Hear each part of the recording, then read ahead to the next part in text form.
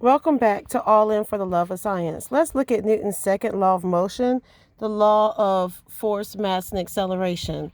We're going to watch a quick video together. This is of my niece, if I can get it to play. Mila, I have to go. Mila, So she doesn't want me to leave, and she's pulling on my dress, but I'm not moving. She's applying a force, but it's not strong enough to make the mass of me accelerate. No, I'm not going to sit in the sleepy chair. No. So let's look at Newton's second law of motion, the law of force, mass, and acceleration. You have a formula. Yes, there's math and science. You know how that goes. So there's a formula. Force equals mass times acceleration. In order for something to move, if it's sitting still, or if it's stationary, or if it's at rest, then the force has to be great enough to overcome the inertia of its mass.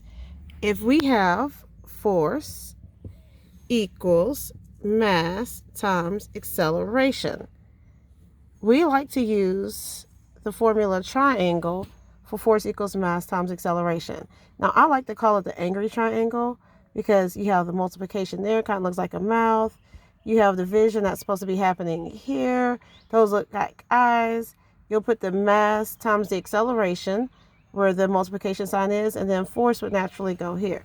So when you're working in math, you're used to this. If you have force equals mass times acceleration, and you are, let's say, trying to find the mass of an object, you know the force and you know the acceleration, then you have to do the inverse operation. So if you're multiplying here, you have to divide to figure out what the mass is. Mass equals force divided by acceleration.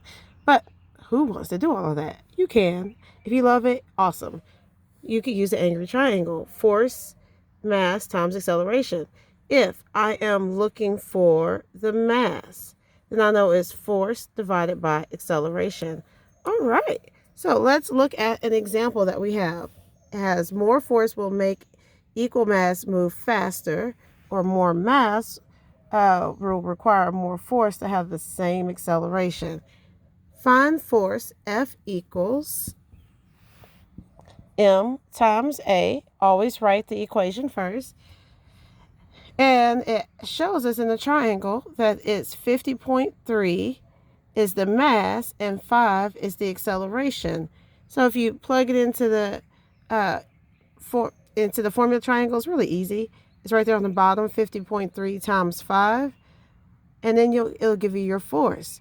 But what if I had the force and I had the mass? Let's look at the second example. If I had the force and I had the mass, I'm going to erase what I've already written on my board. I'm going to put my formula triangle here. I like making it the angry triangle.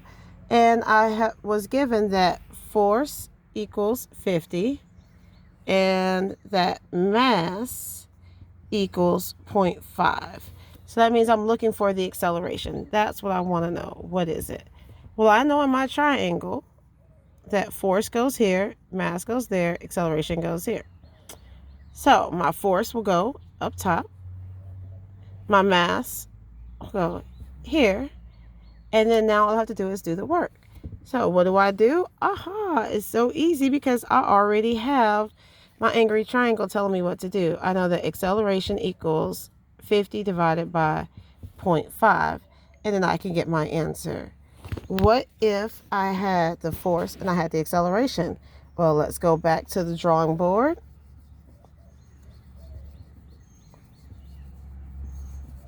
Again, I'm going to write my formula first. Force equals mass times acceleration.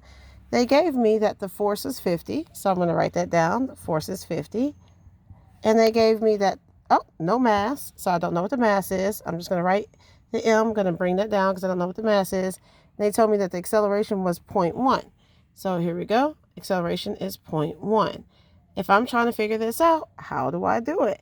Well, if I'm doing it the long way, remember, I have to do the inverse operation. If multiplication is here, I have to divide. So I'm dividing both sides by 0.1.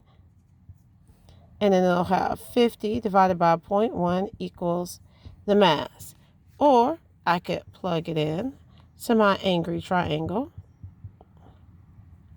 And I have that the force is 50. I have that the mass is, I don't know, so I'm going to put m, and acceleration is 0.1. What do? Oh, it shows me exactly what to do. So I know that my mass equals 50 divided by 0.1. And all you have to do is just plug in your calculator and go from there. Isn't that exciting? Force equals mass times acceleration. Let's not make this difficult just because it has a formula.